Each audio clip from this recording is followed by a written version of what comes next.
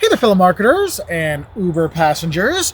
Professor Wolters here, and today we're here in Watkinsville, Georgia. And today we're going to talk about is dynamic pricing. This is ever fluctuating pricing.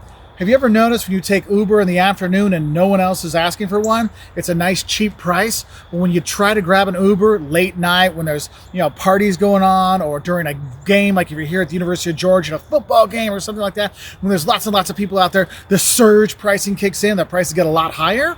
Well, that idea of the constantly changing prices is dynamic pricing. And so you do see that on Lyft or Uber and things like that. And of course, you can plan around it. Like I tell people, if you're in New York City, do not take an Uber during rush hour because the prices will get jacked up higher.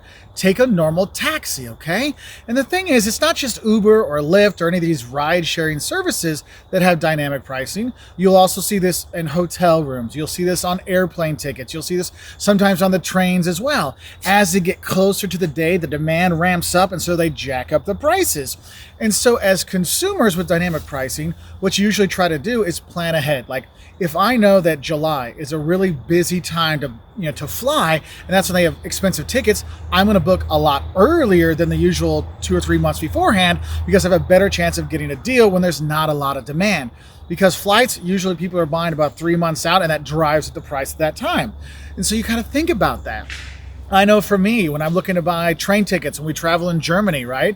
If you buy the tickets online a few days before, it's like almost half price than if you go and buy it the day of. And so you have to think about these things because as the price changes when you're buying, you have to think about that.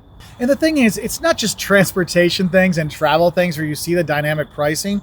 What you might also see is if it's a company or an industry where they're really comparing their prices and their products and their services with their competitors a lot, they might actually tie their prices on to their competitor prices. So if their competitor drops the price, they'll drop a price. If their competitor raises the price, they'll raise their price. And so it always is keep moving.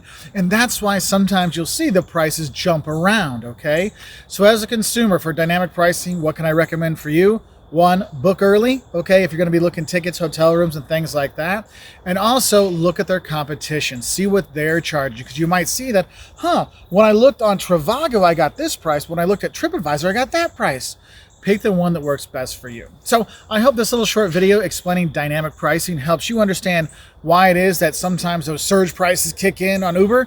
It's because demand has surged as well. Anyway, I'll say bye from here in Georgia.